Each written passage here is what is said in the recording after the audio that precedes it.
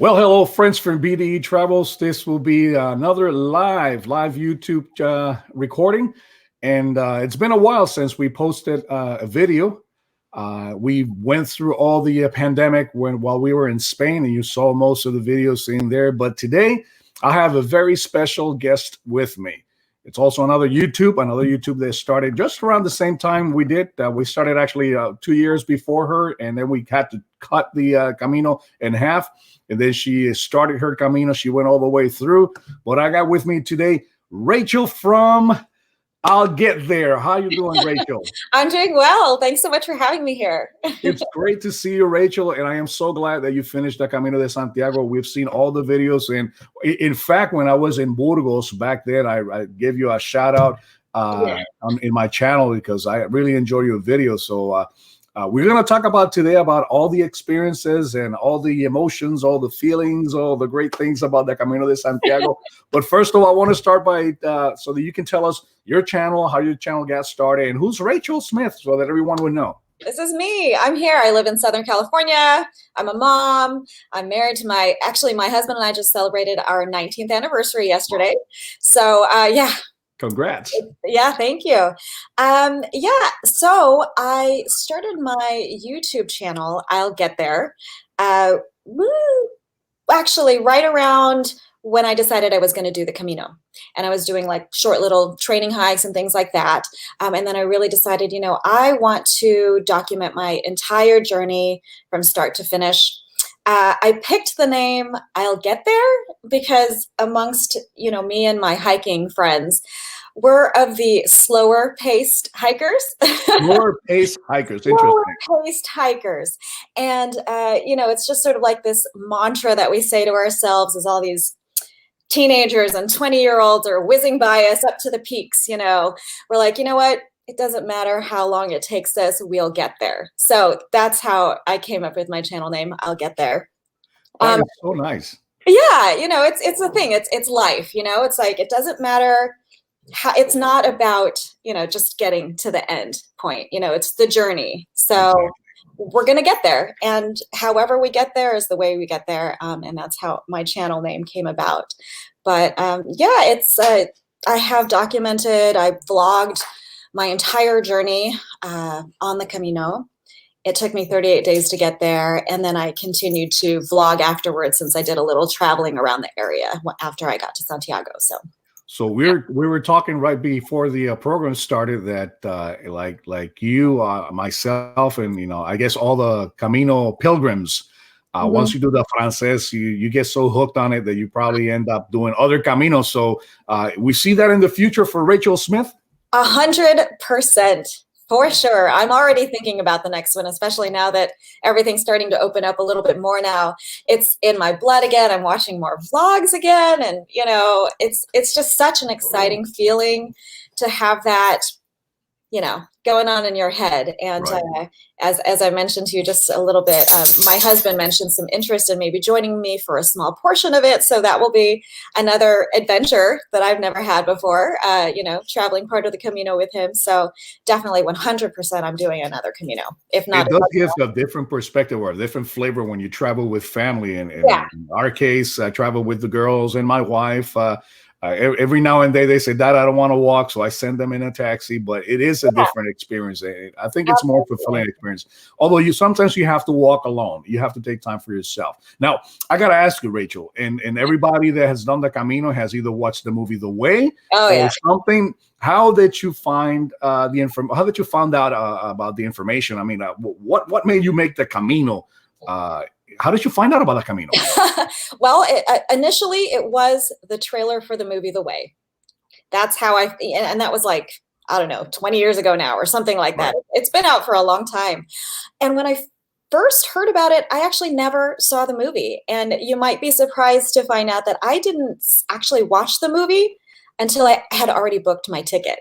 Oh, really? Yeah, really. I never got a hold of it. I just never went out to see the movie or, find a way to watch the movie until I had already booked my ticket and I decided I was going to go. I did most of my research, doing the YouTube vlogs and stuff. And And then I actually stumbled upon, someone had uploaded a video, of the way on YouTube. And that's how I decided, oh, okay, you know what? I think I'm actually going to finally sit down and watch this. So, but definitely the way piqued my interest. And then it just sort of like kept coming up every few years. I would remember it. A cousin of mine actually did the Camino Frances as well, several years before I did. He started in Roncesvalles. So I talked to him a little bit about that. I'm not a through hiker. I love to hike here at home, but I've never done one of these really long hikes where, you got your backpack and that's all you have and you travel from day to day to day to day, several miles each day. So I talked to him a little bit. And then maybe a few years after that, a friend of mine actually on Facebook had posted that she and her mom had walked the last 100 kilometers. And I was like, I was like, oh yeah, that's that thing that I was, that Camino. Oh, okay, that's interesting. And then around 2016, I remember this because hindsight is 2020 and you don't realize these things until afterwards. I went to a restaurant with some colleagues from work and we had all gone to the bathroom and there was this chalkboard on the wall and it was, you could write down what you wanted and there was a prompt at the top. It said, before I die, I want to, and then ... And I wrote down, walk the Camino. And that was not something that at least consciously was in the forefront of my brain, but that's exactly what I wrote down. I thought, wow, I walked the Camino. I guess I really want to do that because I wrote that down. And then a year later, I was on a hike with a girlfriend and we were talking about our bucket list items. And I said, I wanted to do the Camino because I remembered from the year before I wrote that down on the chalkboard. And then a group of hikers was walking towards us and I was curious and asked, because they had these like name tags. And I said, oh, what group are you guys from? And they said, we're from the American Pilgrims on the Camino. And we were just talking about the Camino. And I took that as a sign, like, signal. What? Yes, like I think I really need to figure out what this is. And is this something I really need to do? Because that one I could not ignore because literally, I mean, I was only talking about the Camino, maybe like a minute, 2 minutes, maybe 3 minutes tops before I talked to them. And I thought that just can't be like a coincidence, So yeah, I think from that point on, I was like, you know what, I'm going to do this. I'm going to do this maybe in a year, 2 years. I was working full time and I had a son in school. So it was really hard for me to like fathom how I would even make this happen, to take that much time off, because to me, I wanted to do the whole thing, From start to finish without any. Yeah. From Saint Jean to Santiago. If I was going to make an attempt, I was going to make an attempt, I was going to do it. So yeah, from that point on, that's exactly how that happened. And yeah. It's very, very interesting. I guess you got the Camino bug walking or hiking in Southern California. Yes, absolutely. Yeah. And, it's funny because as you walk the Camino, there were so many sections in Spain that really reminded me of my hikes here at home, just the landscape and the terrain and even the weather. So it was very comforting actually to walk the Camino because it was a reminder of being at home, even though I was gone for, how many thousands of miles away. Yeah, it's just a great experience. The Camino is a pilgrimage where people share their feelings and experiences, and there are many emotions throughout the Camino. As I recall, one of your videos, you were mentioning you had a loss in your family, and I imagine that made it that much important, walking the Camino, because you had time to yourself to reflect. Can you tell us about that experience? Yeah, so much time to reflect. I mean, you're walking hours upon end, and I did walk most of my Camino by myself. So I had plenty of downtime to do a lot of reflection. Losing my grandmother was difficult. It's never easy losing someone you love, and especially being so far away and not being able to, comfort your family members, like, giving my mother a hug and, crying with her. There were so many emotions on the Camino. I mean, it's really difficult to put into words, but you run the gamut from sheer exuberance and happiness, you know, seeing the beauty of nature around you. And there were so many times that I would, and maybe there might be a few videos where this happens, actually probably a lot, where I would look up and I would have burst into tears because there was like this, oh, I couldn't believe that I was there, number one. And, you know, there's just magnificence of, you know, the creation around you, you know, Right. nature and, you know, I went for spiritual, religious reasons. So, you know, I had God like in my brain and in my heart. And so it was just this, you know, it was, it's so hard to say. It's really, really hard to put into words, but just this overwhelming feeling of blessing and joy. And yeah, it puts into perspectives all the burdens that you were carrying with you. You know, I had reasons for going. My dad had passed away, and so I was sort of walking the Camino with him. Mm. So all of that, but then you put it into perspective, like there's this grand, wonderful world here that, you know, that was here for me, and I'm here to experience it, and God's walking with me. So yeah, it was just so overwhelming, just so many emotions. Definitely, there's so many emotions, and that's one of the reasons why when I talk to people, I always mention, you know, if you need time for yourself to reflect, Yeah. Camino is, especially when you go through the meseta, that you see Oh, absolutely nothing around you. yeah. But it's a great place for meditation. It's a great place for, I don't know, it's deep thoughts, and especially the Cruz de Ferro for me was Oh, yeah. very emotional when I saw all the pebbles of people that were there Yes.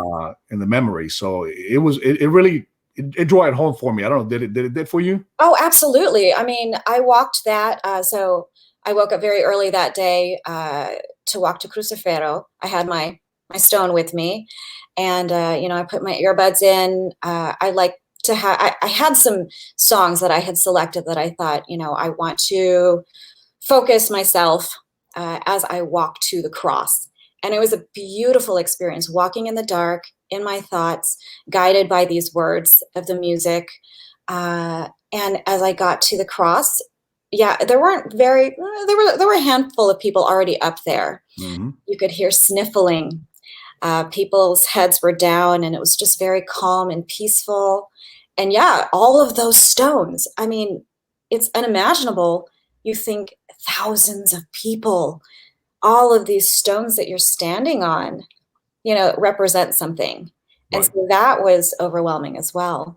And then I'd turn to look past the cross, like where I had come from, and you see all these little headlamps walking towards the cross as the sun, you know, was kind of gradually lighting the sky.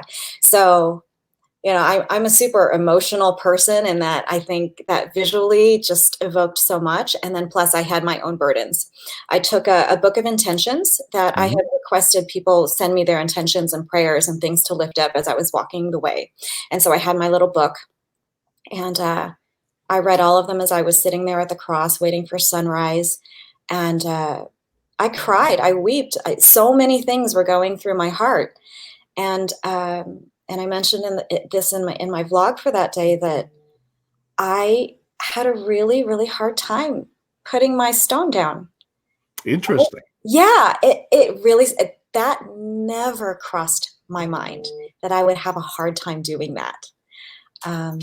It's for what the pebble represents, or what the stones that you have represent. It's it's really part of you, and sometimes it's very hard to let go. And I think Camino helps us let go a lot of things. Mhm. We see the world now very differently after walking the Camino.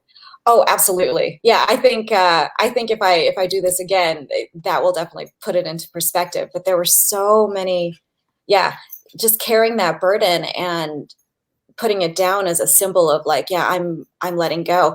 And you wonder, like, am I ready to let go?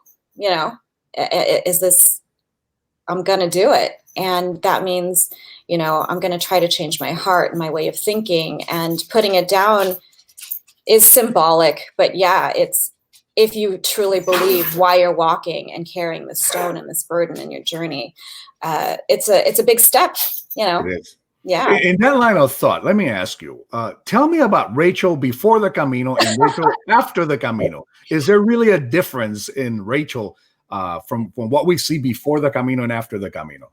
I think at the core, I am still me. You know, what makes me, me, I'm still here. But having the Camino experience and journey puts things into perspective. Again, it's one of those things you can't really explain in words very accurately. I have constant reminders of the Camino every single day. There's not a day that goes by that I don't think about the Camino even for just a split second.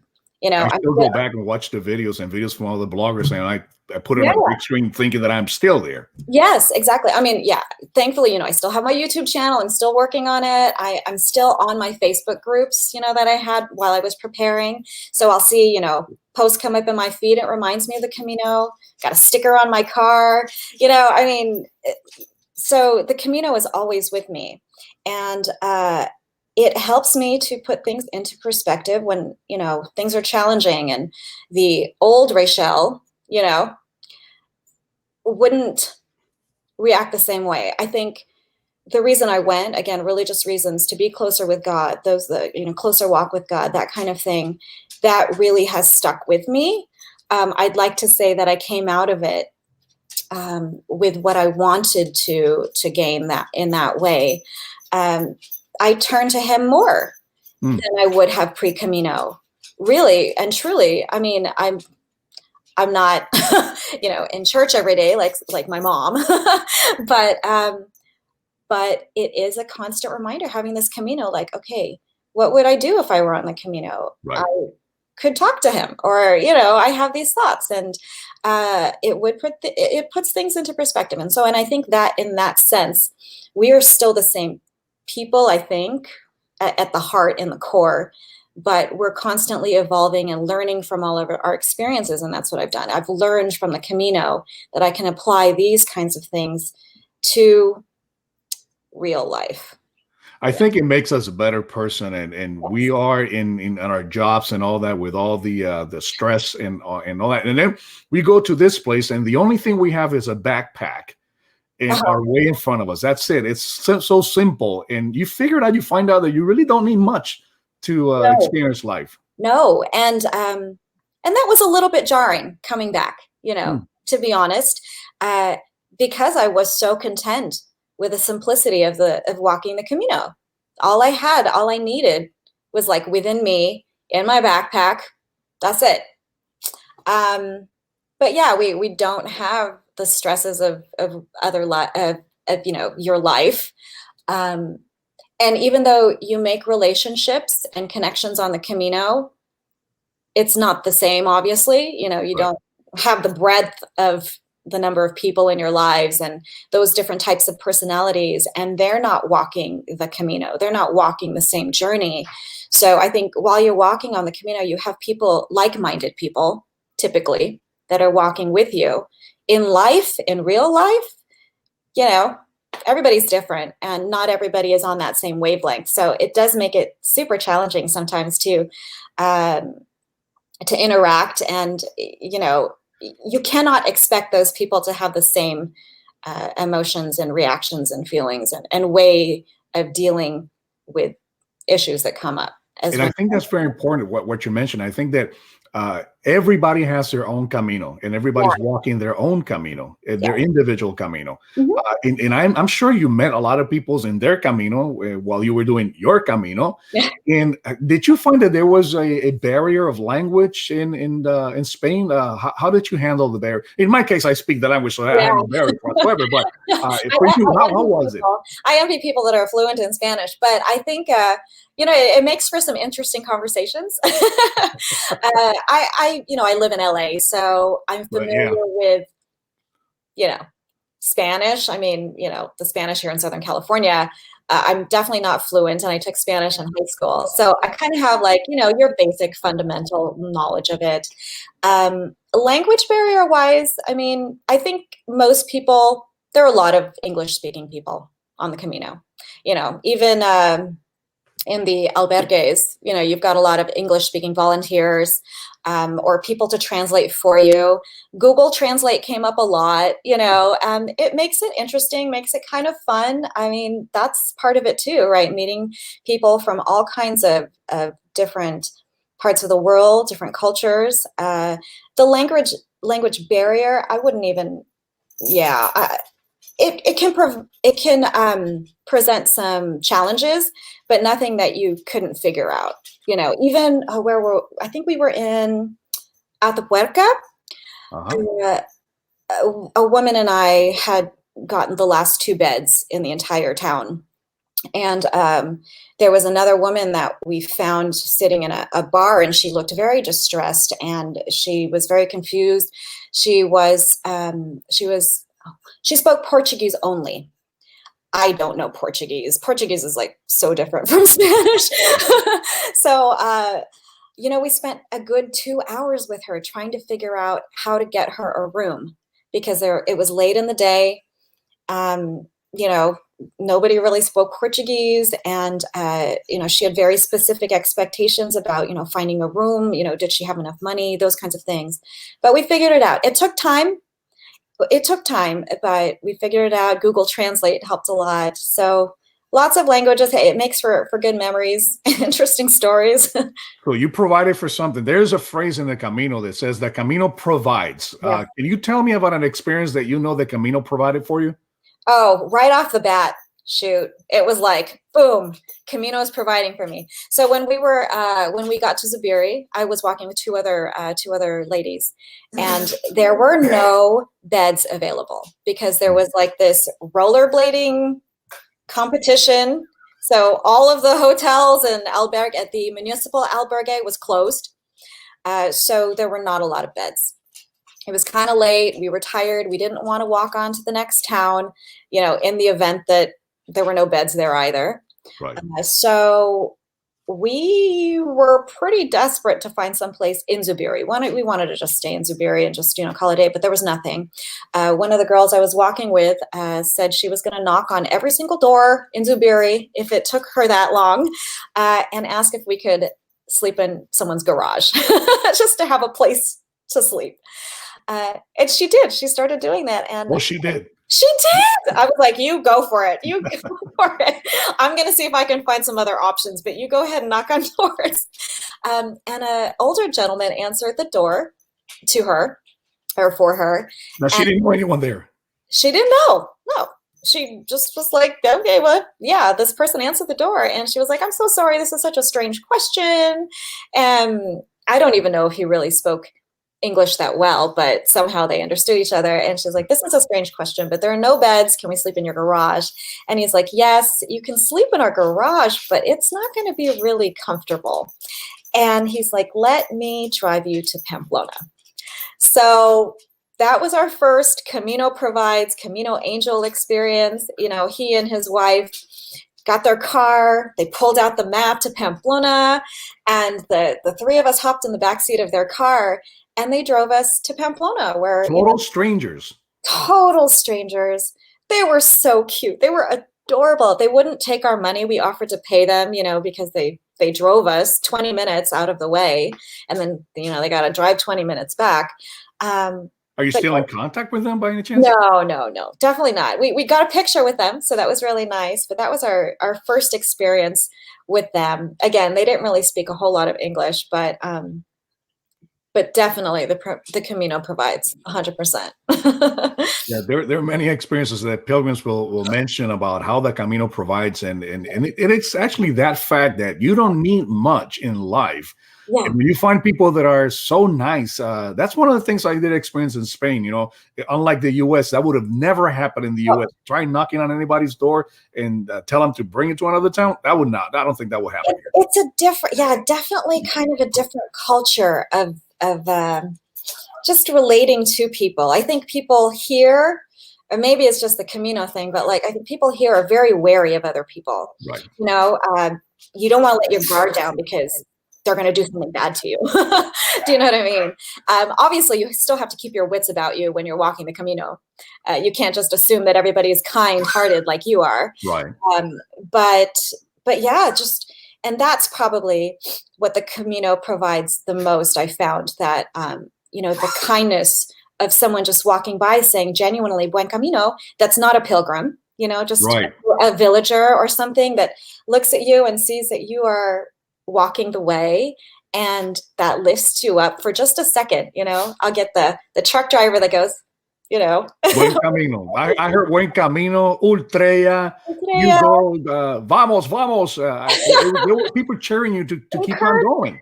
Encouragement when you're walking a long day and you're hot and you're tired and, you don't know if you could walk the next 5Ks to the albergue. Yeah. So now that you mentioned 5K, what was your longest walk? I mean, how many kilometers did you walk? My longest day was 38 kilometers. No, 38 kilometers. And then, My record was 37. I was dying. How did you handle 38 kilometers? My feet were so raw. I was like, I can't. 38 kilometers. Where was it? From where to where? 38 kilometers. 30 from where to where? Where was I? I think it was Hospital de Órbigo to. Oh no! It was Leon to Hospital. Is that? Yeah, I think it was. I don't know. I got into Hospital de Órbigo, so 38 kilometers before that, whatever that is. I think it might have been Leon. Wow. The reason I did that, and you're going to think this is so silly, but I wanted to go to the chocolate museum in Astorga. Astorga? Uh-huh. Yeah. And that was I'm like, I gotta go. I have to see it. But they were only open like a certain number of hours during the day. So it was like, I tried to time it like, okay, well, if I walk 38 kilometers to Hospital de Órbigo, then I have this much time to get to Astorga. And if I get into Astorga by 11 o'clock, then I could hit the cathedral and then I could go to the museum. So in my head, this is what happened. I ended up not getting into Astorga early enough. So I ended up staying like an extra day, to see the cathedral the following day or something like that. So and the Gaudi Palace, which is a beautiful palace there. I didn't actually get a chance to go inside, but it was beautiful on the outside. Yeah, for sure. I know. Next time. I really liked Astorga. That was probably one of my favorite places. So. Mine too. I really enjoyed it. I stayed at Casa Tepas with one of the local guys, and he explained to me about the Roman ruins and everything. I got a little bit more video, but it was excellent. Now, let me ask you then, what would be your favorite town and what would be your worst town that you went in the Camino? I don't know that there's a worst town. I think they're all different. I definitely didn't stay in any towns that I wasn't drawn to. So I would say maybe like some of the worst towns would be like places I walked through that were maybe, a little bit more industrial, or I remember there's this little town. What was it? It was mostly like, kind of cookie cutter houses, and it's like a modern, like track home area. I don't remember I think Cirueña or something like that. Mm-hmm. The Cirueña is where the golf course is. And yeah, so it was modern. I didn't like that one either. I mean, there was no real like charm, like Camino charm about it. So, but again, it wasn't bad. I don't know that there's a worse place. I didn't really like the more industrial kind of places, I guess. But my best experience, well, Santiago. But Santiago is a nice I city. think that's, Rachel, I got a surprise for you. I have a video, one of your videos, and maybe you can talk along and see. It tells your experience. This in particular is the second day, your second day when you were crossing the Pyrenees. Let me see if I can get it online because I'm brand new to this platform. That's good. Let's go over here and let's see if it takes it. I have to go probably to another screen and start it. But talk to us about this. Oh, I mean, look at those views. What else is there to say? This is sunrise. I mean, who wouldn't want to wake up to that? Who wouldn't want to wake up to that? This was in Horizon, right? This was Horizon.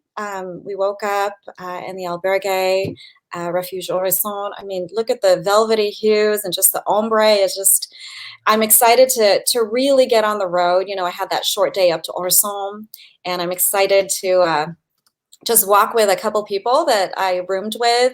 I mean, look at those views. Look at amazing. I think that's one of the things that really, really gets people. the views at Horizon, the Pyrenees, you know, it's just so beautiful.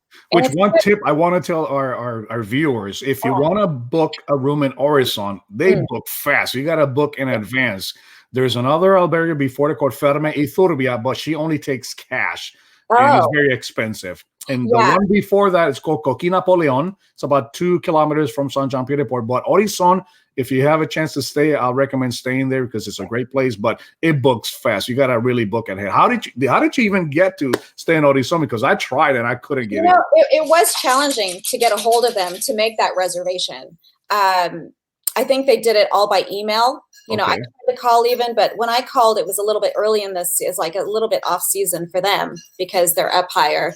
So I think I started trying to call in April, but I think they were still closed, or maybe even before that. So I did everything by email. It was a slow process, so make sure you give yourself enough time to get the emails back and forth. And so that's basically how I did it. And then you do your credit card online and all of that stuff. But it was challenging. You kind of had to wait. And I was on the forum saying like, hey, I still haven't heard from them. It's been like 2 weeks, you know, and they're like, just be patient. They'll get back to you. So that's how that worked out. I see that there in the video, you got a sandwich in Horizon, which is something I do recommend. Get a sandwich, refuel everything, because the hike to Roncesvalles, it's very challenging, especially the descent. Now, when you went on the descent, did you took the right side towards the chapel, or you went on the left side through the forest when you got to Roncesvalles? Because there are 2 routes. Whichever was not as steep. I don't remember which one. The right side, yeah. So just because, you know, it was early on in the journey, and actually one of the girls that I was walking with, you saw her just a second ago, her knee started to feel some discomfort. Right. So we definitely wanted to take the less steep route, but you can see, look how gorgeous it is. And, you know, we came upon all these not wild animals, animals just roaming freely, you know, on the side of the mountain. And there's the Virgin there. So beautiful. Yep. I mean, look at that backdrop. So peaceful. And, you know, you can't see in the video, but there are lots of people. That's the thing I've noticed, that you really don't do justice by watching the video. It's a different experience, total different experience when you're there and you're watching all the beauty, all the people, the mountains, the breeze, the smells, everything. It's a full experience. Absolutely, 100%. But you know, we got rest stops here, these little pop-up refreshment places, food stands and things. So I think that was the only one there in between Horizon and Roncesvalles, right? I believe. So yeah, when you've got these long stretches, it's really nice to just be able to look at those views. Yeah, I mean, who wouldn't want that rest stop? It was really windy. It was windy, but nice and peaceful. It's just so yeah. Takes me back. It takes me back. I love it. That's the thing. I even now, we were talking behind the cameras and we were saying we still watch videos to transport us to there. Now, let me ask you, Rachel, you left your family behind. They stayed here. How did your family cope and how did they support you while you were absent? You know, it's funny because I told my husband specifically, you know, I was going to have my Camino experience and I really didn't want to have those distractions. Like that was the reason I was going, is I didn't want to have the anxiety and the worry and all of that I was.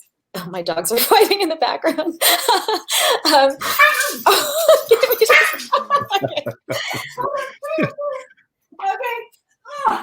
While you do that, I'm looking at the top. When you get to the top of Horizon, there's a refuge in case there's snow up there, and the shell. Therefore, I'm going to ask you later on about the shell, but it's one of the things about the Camino.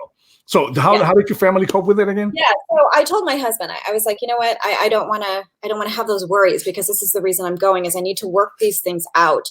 How do I handle I was having a lot of anxiety about certain things that I couldn't control, and you know, I was like, this is too much. This is too much. I shouldn't have this right now. So I need my time away. So I told him, I'm like, don't text me, don't email me, don't call me. unless it's an emergency. And that gave me peace of mind, like, okay, well, everything must be okay. Because you're not getting any calls. Yeah, I was just sort of like, will they survive without me? Apparently they did just fine. So, I mean, that was one thing. Occasionally I would send like a, hey, I'm okay, I'm here, that kind of thing. And he did send me a couple photos of like him and our son, just hanging out and bonding. So that was nice to know. I knew they were supporting me. I mean, from the get-go, when I mentioned this crazy idea of walking across Spain by myself, I had his support. I had my husband's support, and my family and friends. My friends were really excited, because we're hikers and stuff, and so they were super excited about my journey. But I knew that I had people that I was going to come home to that were going to support me. And that's very important. Yeah, absolutely. I think it is. Yeah. Let me ask you, exactly why not the Camino del Norte? Why not the Camino Primitivo? Why not the Via de la Plata? Why specifically the Camino Francés? Well, I think as my first Camino, just the intel out there is, tells you that the Francés there's more pilgrims. It's a good one to start with if you haven't traveled alone, because there are lots of pilgrims. So, in a sense, it can be safer because there are more pilgrims that you're going to be walking with. The infrastructure is really there. There's lots of albergues to choose from, lots of bars and cafes. So I think it gave me peace of mind doing something that I knew I wouldn't be stranded. You know what I mean? Like if I was doing like the Via de la Plata, which is one that I'm actually considering doing, I wouldn't be stranded, for a 15K stretch or 20K, you know what I mean? Right. That I would be able to ask for help if I needed to, those kinds of things. So, yeah. As a woman walking the Camino de Santiago, did you feel that it was safe? Were there any concerns about just the fact that you were a woman in a different country, in a different language, being exposed? How did you feel about that? I mean, initially, as I was planning, yeah, of course, there was that anxiety. I've never traveled alone. I've always traveled either with family or with my husband or, someone else. But traveling alone in a foreign country, and not even just like, taking tours and things, I was going to be walking across the whole country, like exposed and vulnerable to whoever and whatever was out there for me. But 100%, I think I would say if a woman was concerned about walking and worrying about whether or not it was safe, I would say, yes, it's safe. It can be safe. I mean, you obviously have to keep your wits about you and still listen to your gut and, be prepared and not just go about it, willy-nilly. But it's safe. There are a lot of pilgrims. And again, I can only speak to the Francés because that's the only one that I've done. The other routes might be a little bit more challenging, but from what I hear, and, I don't really hear any horrible, stories of it being sharing unsafe. rooms in albergues with total strangers. Also, how is that experience? Have you done that before? I mean, or was this your first time? Let me think. Have I done that before? Not necessarily, not to that extent anyway. Well, that's not true. After I graduated college, I did do some, a little bit of backpacking with some girlfriends. So we stayed at hostels, youth hostels and stuff. But that was a long time ago. And I was traveling with friends. So this time, traveling by myself, sleeping in the same rooms as strangers, I went at doing just expecting snorers, having expectations about, being a little bit awkward. It was fine. I tried to just make the most of it. And I brought earplugs for, snorers and things like that. I was ready. I was like, bring it. I mean, what do you expect? You're in a room with complete strangers. Right. Complete strangers from who knows where. You don't know what their backgrounds are, but yeah. And they become family after a while. It's interesting that as you're walking with first few days, you don't know much, you don't know a lot of people, but then you start saying, hey, well, I've seen you before. And it comes to a point that even people start sharing their experiences with you and they open up and it becomes a family. By the end of the Camino, you're still pen pals with people that you walked years ago, Yes. Do you have any pen pals right now? Uh, Not pen pals per se, but I have WhatsApp pals. Okay. So yeah, a lot of the people actually that I still connect with, we met at Orson, which is, that first albergue that I stayed, or it's not albergue because it's in France, but wherever it's called. Yes, we still keep in touch via Facebook, WhatsApp. We connected on WhatsApp, so that was the way that we stayed connected while we were on the trail. So in those sections where I was feeling a little bit lonely, like, I should have kept up with so-and-so. And I did have those moments, especially along the Meseta. I would message them at the end of the day once I got to my albergue, like, hey, what are you guys doing? Or like, this happened. And we would send pictures, like of things that we ate, or, just what we did during the day. So it was a good experience. And we're still, actually, I've been talking to them this morning about what's going on, and keeping up with them. It's all good. Injuries. Let me ask you about injuries. How did you handle injuries? Because I know there's always blisters. And give us pointers for people that are going to walk the Camino and they know they're going to get blisters. How should they prepare for that? Okay, I can do that. I can do that. I actually, preface it to say that I actually was super lucky. I didn't have a lot of blisters, and I didn't have a lot of serious injuries where my friends were in a lot of pain. So right off the bat, let me tell you what my injuries and blisters situation was. When I first started, I did develop just a tiny bit of tendonitis in one of my ankles. And, I was like, oh, it's kind of stiff, it kind of hurts a little bit. It wasn't debilitating. I got on YouTube while I had Wi-Fi, and I YouTube some videos, like what can I do? Like, because I had some tape with me, and I purchased some additional kinesiology tape as well. I tried to diagnose myself, because it was just a very mild tendonitis. It wasn't anything serious that I needed to go actually seek medical help. So I figured out how to tape it, and with the K-tape, it took me about a week, and then it healed itself. So I was able to walk the rest of the Camino by myself, or without experiencing that pain again. And with regards to blisters, I really only got, I think I experienced my first blister when I got into Dos Santos. So I had walked quite a ways, and it was very tiny, and it just kind of like reabsorbed back into my body and healed itself. I was super lucky with blisters. I didn't have to worry about popping anything. They were not uncomfortable to walk on. I think when it comes to, the blister thing is like something that everybody's so concerned about. You have to, and this is just my personal experience and the way I prepped, toughen my feet up. I did local hikes. I built up some calluses and things like that, and I walked with my backpack, prepare for the weight, because you're going to have extra weight on your feet. Right. Be kind to your feet. I massaged them like every day after my after my walk, just to get the blood going and loosen up those stiff ankles and things like that. And then you really have to listen to your body. So one of the main ways to avoid blisters, and I don't know that a lot of people talk about this, but you gotta pay attention to hot spots.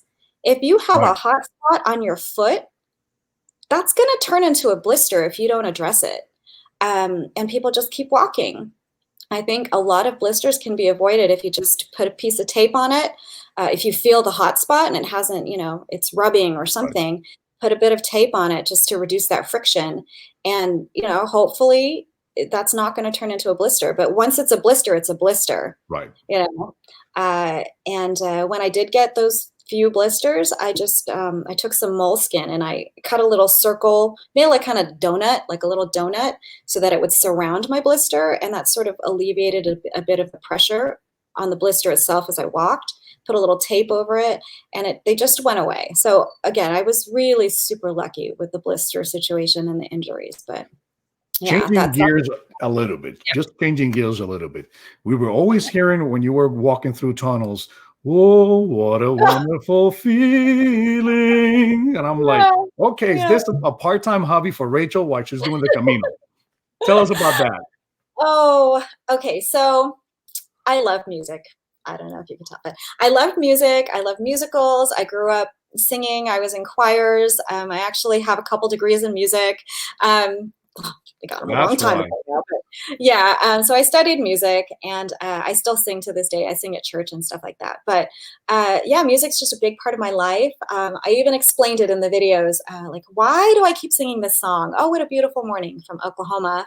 It actually was my dad's, I like to think it's my dad's favorite musical. Like, he constantly, before we had a VCR, he would, it came on the TV, he would record the songs. Like, he's like, shh, be quiet, shh.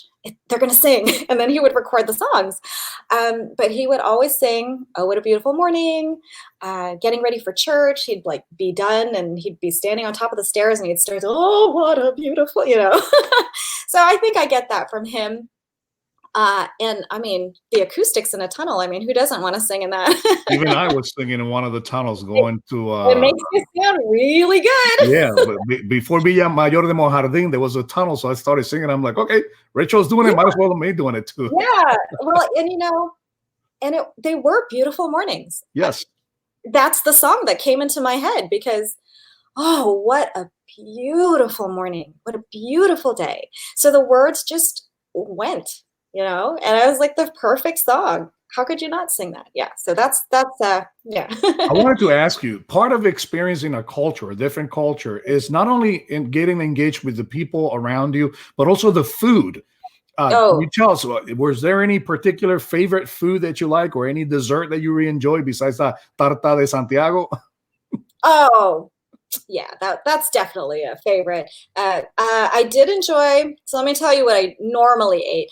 And I ate a lot of the same things. To be honest, I ate a lot of the same things. Not because I had to, but I enjoyed them. I liked the tortillas. So I usually had those for like breakfast or like a more substantial breakfast. Always had the coffee, some croissants. Lunch for me always was usually an ensalada mixta. Mm-hmm. Just because I wanted something cold and kind of filling in the middle of my day while I was walking. So you really stuck to the Pilgrim's menu then? I kind of did. And it's because I think, when you're walking, it's the time of the day where you're walking and you get hungry. That's when the food's available, and it's usually geared towards the pilgrims. It was challenging, walking during a siesta because no one's serving food. I mean, there were like a couple days, or not a couple days, but there were a lot of days where I was like, do you have food? Are you serving? No, not until 7 or something like that. So I'd go to a market, I'd pick up some snacks, things to sustain me. Yeah, so the food was good. I enjoyed the pulpo once I got into Galicia. In Melide, yep. The seafood, like the squid, so good. I mean, yeah, regionally the foods are a little bit different, yeah, it was nice. It was really fun. I enjoyed Rachel, it. I got on screen now. You're making it to Santiago. Can you tell us about what you were feeling at that time? Tell us what emotions were going through your mind through there. All of it, the whole thing. Happiness, sadness. You're crying there. I'm crying. It's that overwhelming feeling of like, oh my God, like I'm here. Like, this is what I've been walking. I'm going to start crying right now. This is what I have been walking for over a month now. There were so many times where I was like, I can't, it was hard to imagine that I'm actually doing this, something that you plan so hard, so long for. And, I thought about my dad. That got me. Just so much grandma? emotion. My grandma, just happiness because I'm there, peace because I felt like, yeah, this is the end of my pilgrimage. I thought about continuing my pilgrimage to Finisterre and Mexia, but I got to Santiago, I got to the cathedral, and it was just like the proper place to end my journey. And once you get to Santiago, like every other pilgrim, we all get our Compostela. Yeah. And that's something, I don't know, when I got my Compostela, I was like, yes, I got this. In a sense, when you were receiving your Compostela, also, can you tell us about that experience? Oh, yes, I cried. I cried when I got my Compostela. You know, I got up to the front, they called my number, I went up, and, you know, part of the reason I wanted to get my Compostela, I wanted to add my dad's name to it. Mm. And so that is something I'm so glad I found out about that. You can add, you know, you can walk with or for someone. So I added his name, Vicarie Pro, and saying my dad's name was just so emotional, you know, like, yeah, even to this day, I'm like, I'm going to cry right now. But I cried and he's like, you're not the first person. I'm like, yes, I know, but it was just an amazing experience. It was not even, you know, validation, but I mean, it was like, yeah, you did the right thing. It was, yeah. When you arrived to Plaza do Brodeiro, right there in Santiago, did you feel that that was the end or the beginning? I mean, it was definitely the end of the walking journey. But as we talked about, you know, how did it change me? It really is kind of like the beginning. I mean, it's a good starting point to just, you know, take that in. Like it's the Camino. Like now, everything that you've done for the last however many days you walked, now is the time. You know, like, can you carry this forward to the rest of it? Can you make it the rest of your life a Camino? You know, in a sense, can you keep walking with these kinds of things that you've learned? So yes, the beginning and the end. The I don't beginning know and how else the to end. say it. Yeah, yeah, yeah. Well, So now Rachel, I walk the Camino of my life. exactly. And you know what, Rachel, we really enjoyed your videos and watching through your lenses, your experience, and you sharing that with all of us.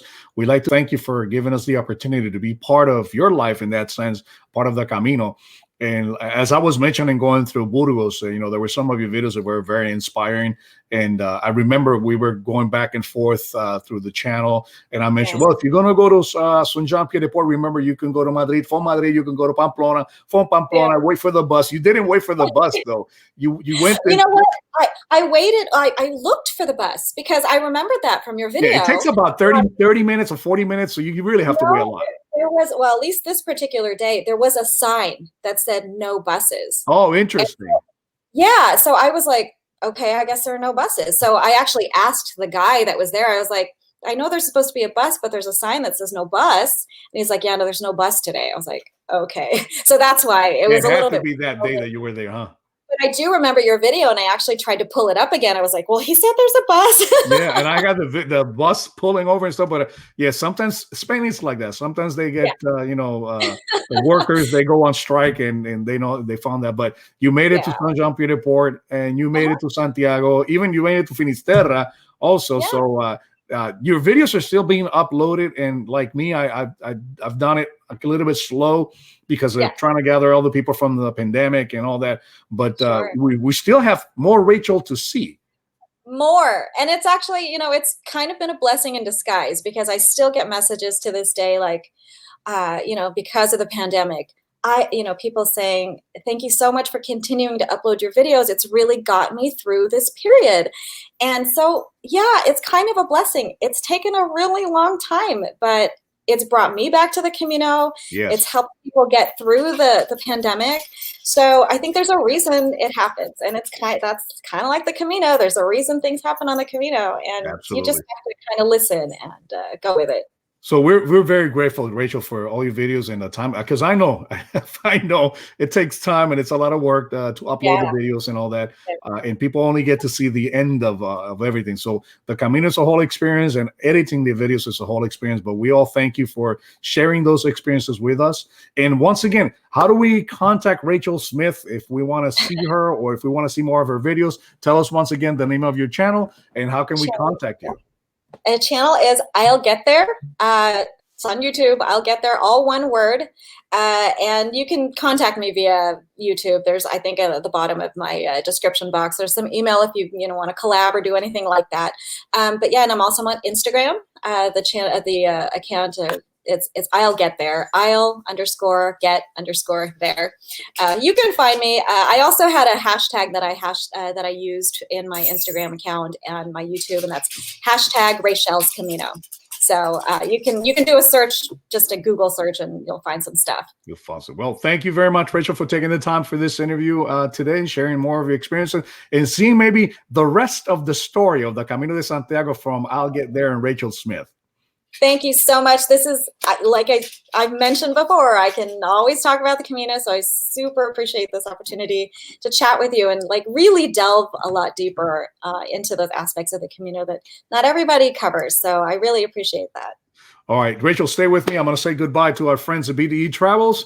And once again, it's been a pleasure to have Rachel with us here on the program. I hope you go to her channel. Make sure you subscribe and like her videos, and you know, share their experiences with other people. So send it to Facebook, YouTube, Instagram, all your social media, so that not only us but everybody else will have the experience to be in the Camino de Santiago. So I know that in the future, who knows, maybe myself and the girls and my wife will get to be at the same time with Rachel in Spain, and we can do a blog, but walking the Camino, the actual Camino. So once again, thank you for staying with us in BDE Travels. And remember, go back to Rachelle Smith channel, I'll Get There, and enjoy the Camino. So once we say, always say, buen camino a todos.